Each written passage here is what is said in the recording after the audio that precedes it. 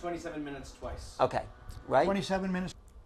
Welcome to New Realities. My name is Alan Steinfeld, and each week I like to bring a new perspective to the consciousness that's emerging on this planet. And I feel it's sort of a spiritual emergence that we're greater than our bodies. We have a capability of knowing more than what's just been told to us. We have the capability of expanding into other levels of consciousness and other ways of knowing. So tonight's show is a very interesting one because I try to bring in political realities as it affects the consciousness of who we are on the planet. So this is sort of a continuation of an interview I did a few weeks ago with Webster Tarpley, but tonight's guest, Barrie Zwicker, who's the author of Towers of Deception, I feel takes the whole myth that's been devised around 9/11 to another level of consciousness. So thank you, Barrie, for being here. It's a real pleasure. I love the idea of your program. I haven't been on one like it before. Yeah, so the idea is how our perceptions is shaped by the media, shaped by our awareness of who we are, and how right now in this country there's actually two realities that are being lived. There's people that believe the official story, that the terrorists knocked down the towers and, took over these planes. And then there's a whole alternative underground population that's saying, no, the government was implicated and they're responsible for the whole thing. It's a whole illusion what they're putting off on us. Now, you kind of clarify some of those things, but first, how is it possible we're living in two realities? Well, to start off in a fairly down-to-earth way, yes. You referred to the media. Yes. Now, they're the mass media, which is really the same as the corporate or mainstream media, and then there's so-called left media or alternative media.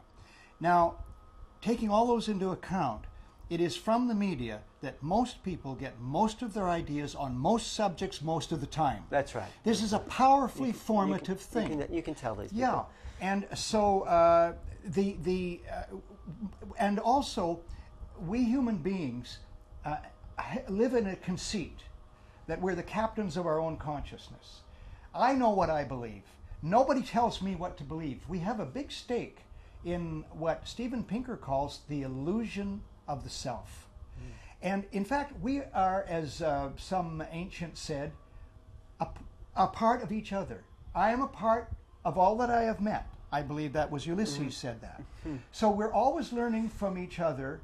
We're always informing each other. Each one of us is a medium. Each one of us is a walking, talking recipient and processor and disseminator of information. So this means that we're constantly undergoing change in our perceptions, but where we get most of our information will regrettably almost dominate what our perceptions are. So we're controlled by the media, and then we take in this information. We're not entirely controlled by the media. But we then think it's our own. So, and then we say, I believe this. This is true because I believe it. That's where we're at, right? Absolutely. You can hear people. You can see people on the street. And they're just parroting what they read in the Daily News. Well, they're actually using the same words, and they say there'll be an argument. Yeah. Okay, and they'll say, "I'll tell you what," and then you hear them actually. Well, Barrie, this is the whole problem with religion. People are brought up from the time they're, born to be indoctrinated into a belief system, and they believe their belief system is right. I mean, all children are born pretty much blank, clean slates. They don't come in with a belief system.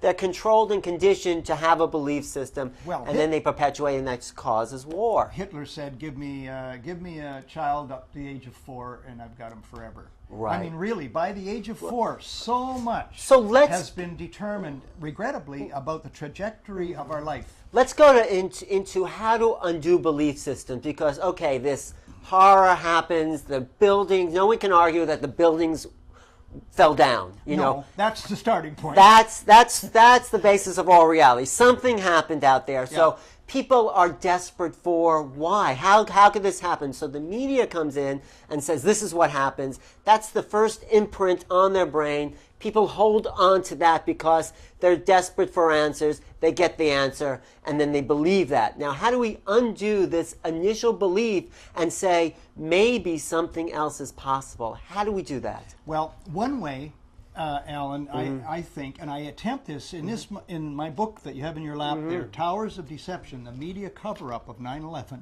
Thank you. You're a great promoter. Okay. It's only $25, 416 pages, Okay. more than 100 illustrations, and it has a DVD in it they used to sell for $25. Okay, alone. we'll get deal with that. promotion. Okay, we You know, can't you gotta really promote it. It's a non-commercial station. Oh, is that right? Well, that was not a commercial. Okay, that is Barrie. just a personal opinion. Okay, let's get into really how do we undo our impressions? Seriously, Yes. seriously. In chapter 3 of my book, I gave it my best shot. It's all about psychology. It's also about neurophysiology, about actually how our brains work. And I believe that in order to escape invalid belief systems, we have to gain a better understanding of how our minds, how our brains, how our nervous systems work. Right, okay? right. Now, but then that's a huge area. Yeah. But I will say this about the huge area, basically of neurophysiology. To me, and I'm a geezer, this has entirely replaced philosophy as the most important discipline. So give us an example, though. I sure will give you an example. Yeah. So when we come to, we focus on 9/11, we focus on how the human mind, how the human brain, how the human nervous system works. Here's what's relevant. There's a right hemisphere, I think it's pretty well known, and a left hemisphere. Right. The right hemisphere is the so-called emotional pattern recognition side of the brain. The left hemisphere is the so-called information or logical side. It's got the long dendrites and it has dense information.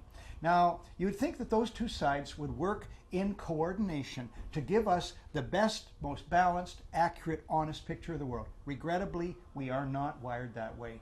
The fact of the matter is, and this is where we come back to neurophysiology, this is proven by brain scans when they can measure the electrical activity of the brain and so forth, is this, that when stories come in, and stories are immensely powerful. Okay. You see, from the time of cave persons, cavemen and cave women, it's around the campfire, stories were told. For a long time, that's how all human history was transmitted. Right. There was no writing. Okay. So stories. Stories, there's a kind of neuroprogramming to hear stories and taking information through stories that then we relate to as if we were the story. They're very powerful. Yes. And there are very simple reasons why they are. Okay. They're easy to remember. In memory tests, for instance, there are people who have super memories.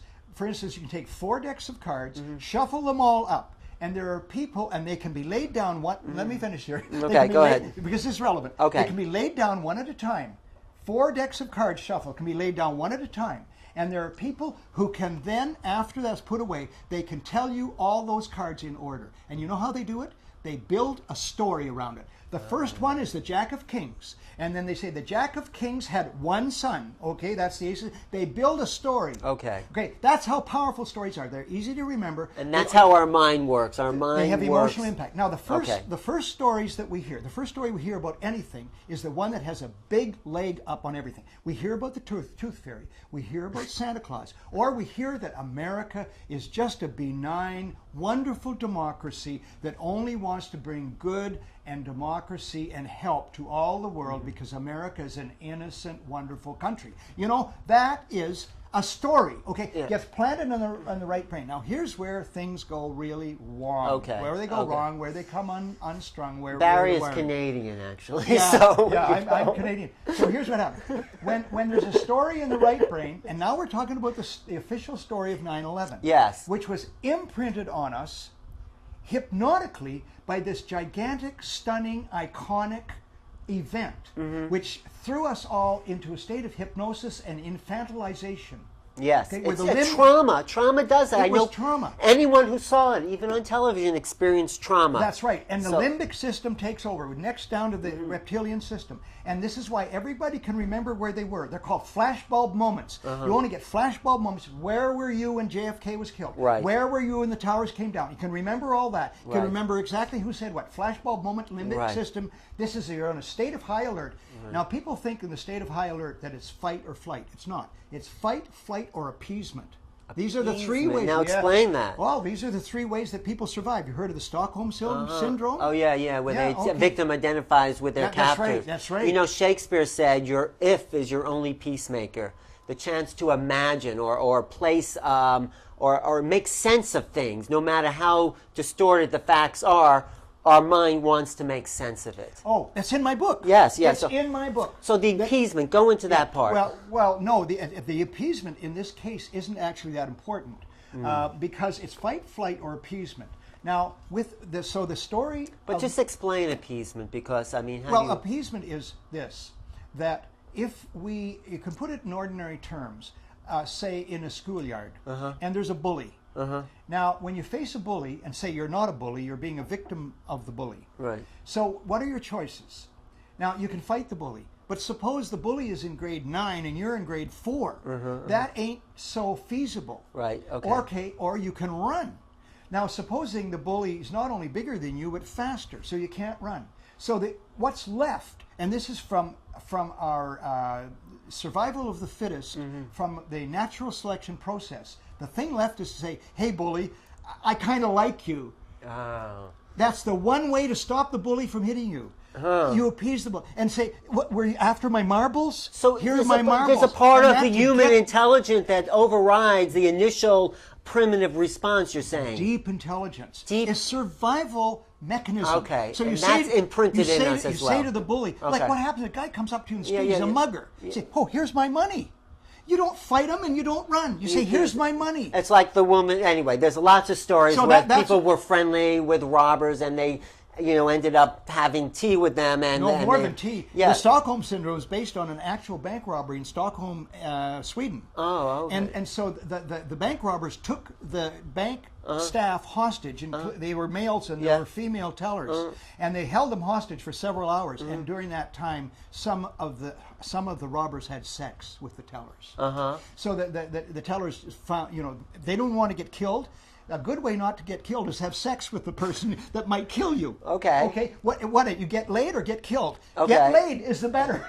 So I know this what is happens to but what happens to the human psyche within all that, and how does that affect what happened to us on 9/11? Well, with the human psyche, you're, as I said, infantilized. Okay, and this is the whole intention. The psychological warfare people who launched this terror fraud of 9/11 know exactly what they're doing, and they knew what they were doing. They want to infantilize the public.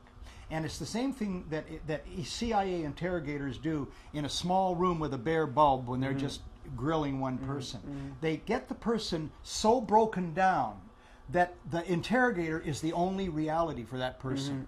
And so in the case of 9/11, the public was so traumatized, or some people say hypnotized, stunned, thrown into this state of confusion. They look for an authority, a parental figure to save them. That's why Bush's ratings went right up. Now, we have to understand this in order to escape it. There's no point in just you can talk about evidence all you want, and you have to talk about evidence. Ultimately, I say the world is divided into two groups. It's kind of funny to say the world is divided into two groups. No, what are the two groups? Well, everybody has their... In regards to 9/11, the world is divided into those people who are willing to look at the evidence about 9/11, and those people who are unwilling to look at the evidence and insist on clinging to their prior beliefs, which were planted on 9/11, and they were, by the way, quickly followed. Once the people were traumatized, then they were immediately given these horrible guys who did it. All of a sudden, prior to 9/11, the CIA and Barrie, couldn't find these people. Right. Suddenly they found them. Now you've got tyrants to but get it. I'm a part of the third group. I want to believe the evidence. I've read some books, and there is evidence. There were air raids. There were looks like explosions in the building, but I don't have that wow moment that I had with the Kennedy assassination when everyone said, "Oh, it was the lone gunman," and I saw then a copy of the Zapruder film where looks like somebody right up close shoots Kennedy and bam, it couldn't have been from 400 yards away. So there, the head was exploding. It had to be up close, whoever did that. That convinced me that, it was definitely more than what the government was saying. Look, this is a mixture. In your case, if I understand you correctly, this is a mixture of your whole being, your whole psyche. By the way, you said earlier who we are. I don't like who we are. We are all becomings. Okay. We're not ours. We are becoming, yes. Yeah, we are becomings. So I never say, who are you? No. Everyone is a becoming. I don't trust the government's version, but I haven't seen really, really wow moment where, okay, it wasn't just the burning of the steel and the melting that collapsed thing. I'd like to believe it because I've seen the loose change thing and I've seen the little but I haven't had that one piece that said, okay, Well, I'm with you. Yeah, well, and you're not unusual in that. Right. Okay.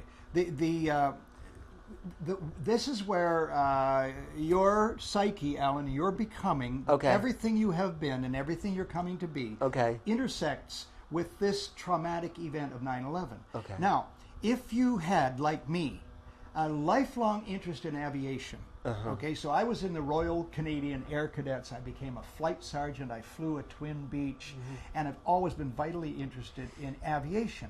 So on the morning of 9/11, when I started to watch television, started to see what everyone had seen, I was jumping up and down on the carpet in our living room in our home in Toronto saying, come on, U.S. Air Force. Come on, you guys.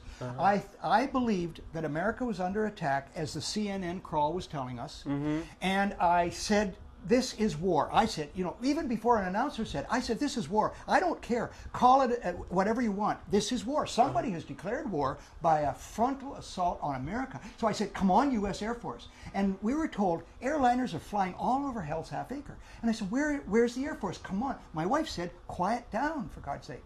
And I did, because after about an hour, I said, wait a minute. This is not possible. That was my wow moment. You mean there should have been Air Force over New York City and you can't. This took almost an hour and a half. This drama in the skies, so almost an hour and a half. I knew, my prior knowledge was that they scramble fighters in minutes. Right. Okay. Subsequently, we learned that in the previous year, 67 times, U.S. jet interceptors were scrambled in minutes to intercept aircraft that had just gone off course a little bit or lost radio contact. So that I said, this is impossible. I already knew this was impossible. I knew that the Air Force was not there immediately. It was impossible that there could have been such a screw up that the whole U.S. Air Force would fail to show up over almost 2 hours while the country was being attacked. Okay. Impossible. Okay. I didn't call it a wow moment. I call it, that's an impossible moment. Yeah. Okay. Okay. And so I knew right then, before noon, I said, this is a Reichstag fire 2001, because I knew the U.S. Air Force had to be stood down. That had to be by design. It couldn't have happened by accident, and it couldn't have happened by incompetence. I just knew that. The brain and the belly, my whole system knew that. So I didn't need any more wows. Okay. That was it for me. Okay, now, I get that. And I have read a lot of people who said that. But for some people, like now, I was on Vision TV for 15 years. We had 15 producers on the TV network. We would meet every Monday, and one Monday when I raised the issue that I wanted to do 6 commentaries about this, and I was taking a risk because I didn't know how the other producers would react. And one of them she said, oh, well, the reason the planes didn't show up is, she said, the pilots just hadn't had their coffee that morning. Okay. No, she actually said that, but that's where I don't believe. No, but that's where she was about her knowledge of aviation. Right. So you see, it's not only our psyches and our spirit and our inner light and all that's involved. It's also our knowledge about the world around us, the world that has been, the world that is. Okay. Now, if you were a civil or mechanical engineer, then you watch those towers come down. You might have been like a guy named Van Romero. He specialized in buildings being exploded. That was his specialty. Demolition of buildings. New Mexico, at the New Mexico Institute of Mining and Metallurgy or something. And Van Romero, on the very day, he said, there's no way those planes brought down that building. Really? He said that had to be controlled explosion. This is his area of expertise. Subsequently, he denied it. He recanted.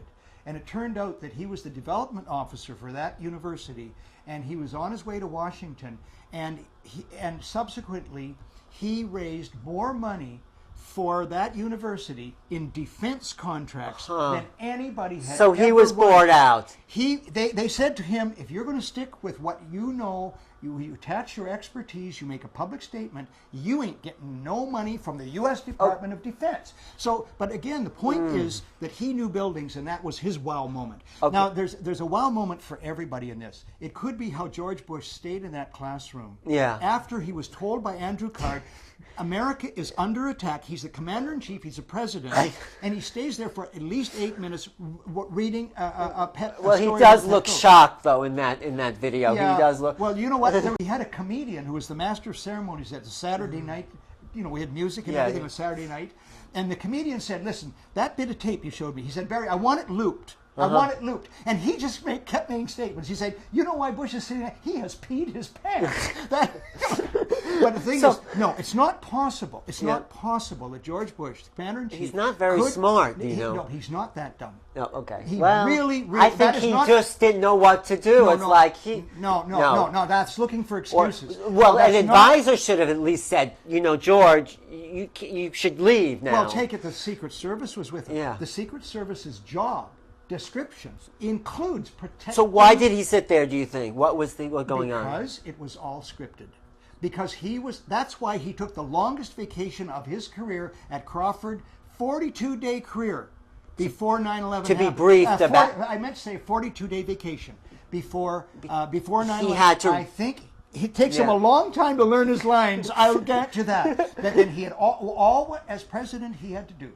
And exactly where he would be. And Andy Card stepped in and... Here's another thing that there's so many things that didn't ring true about that. Okay. Here's the Chief of Staff of the President of the United States. Yes. This guy has incredible information that the nation is under attack. What could be more incredible? What does he do? He tiptoes over. He just leans and he whispers in his ear, the second tower has been hit. America's under attack. Then he steps back with his hands behind his back. So what was really going on? Tell me. Listen, okay. Yes. Now, what you think? Let me tell you. Yes. Okay. Yes. Here. I'm your neighbor. Yes, I'm your neighbor, yes. and you're in my house. Okay. Okay. Now I look out the window. So your house is on fire. Your house is burning up, and what I do is I lean over and I say, I know it's not funny. Alan, your house is burning down. And then I say, come on. No, impossible. It's not No, you know what? In order to continue to believe the official story, Alan, you have to continue to deny that these things are meaningful. Now you can't. I know what you're saying. If these are not wow moments for you, they should be. Well, it's Then wow I that gotta he look can be deeper that into your psyche stupid, to though. find out No. how could you go on? No, I'm rejecting not. these? I'm not. I'm Let's just do a little saying. psychiatry here. No, okay. Let's say there's something went on there, but what I'm more concerned is a deeper level of illusion that we are constantly being fed. You know, we only have a few minutes left. If you can somehow give us a hint of how to get under the total brainwashing that we're always facing every day, and I'll even include a topic that I love is UFOs. I mean, you know, Marshall McLuhan said the way to hide something is to make it incredulous to the public. That's the way to hide something in truth. So this whole cover-up of UFOs, are they out there? Oh, that's ridiculous, the government and scientists say.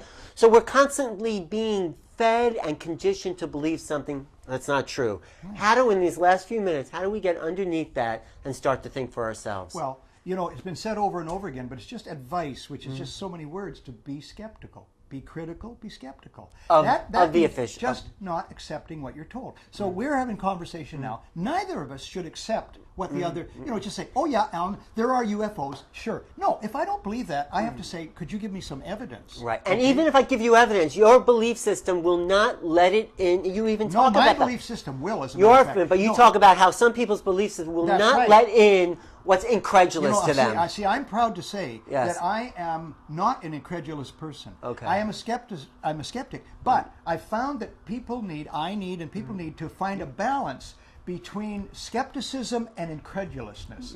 You know, I know people, whatever people say, oh yeah, that's true, you know? They're just like a birdhouse. Right. Brain is so empty. don't believe anything. Don't even believe the 9/11, alternate theory. No, you can believe things once you've looked at the evidence and come to a reasonable conclusion. But you know, I don't even believe it. I mean, there's evidence on both sides of everything. There's something but it's not equal.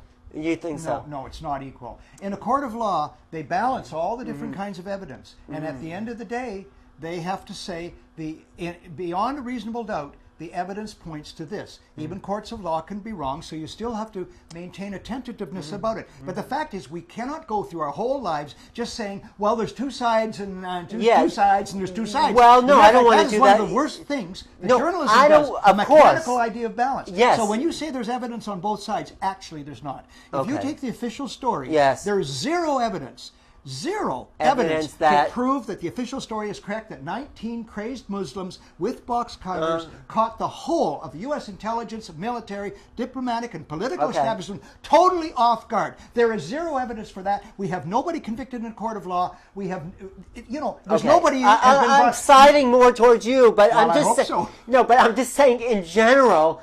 You're saying just be skeptical of everything you hear and be open to what you believe to be true. Just give us some ways so we aren't constantly deluded by media.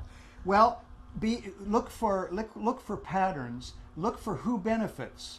Anytime that you read something, hear something, view something on TV, ask who benefits from this being said. Thank you, Barry. That is very good, very exciting. I mean, I know we can talk for hours more, but I would recommend... No, days. Read Barry's book, Towers of Deception, the media cover-up of 9/11. He goes into his whole disappointment about Noam Chomsky, who sided with the other side, basically. Well, we sides with George Bush. Yeah, I mean, that's shocking for all the people that idolize Noam Chomsky, including yourself. He has a whole chapter on his whole disappointment with Noam Chomsky. Yeah.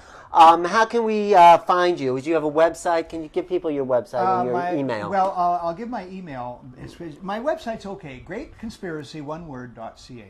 Greatconspiracy.ca. Probably that'll do it for now. And your email, you want to give your email? Yeah, it's my 3 initials. Bravo Whiskey Zulu, BWZ at Rogers, like Mr. Rogers Neighborhood, .com. BWZ at Rogers.com. Thank you. Thank you. Thank you. Okay, I'm Alan Steinfeld. I really enjoyed talking about it. I would like to continue at some point. This is New Realities. If you want to reach me, I'm at newrealities@earthlink.net or website newrealitiestv.com. Thank you for watching, and we'll keep you up to date. Thank you.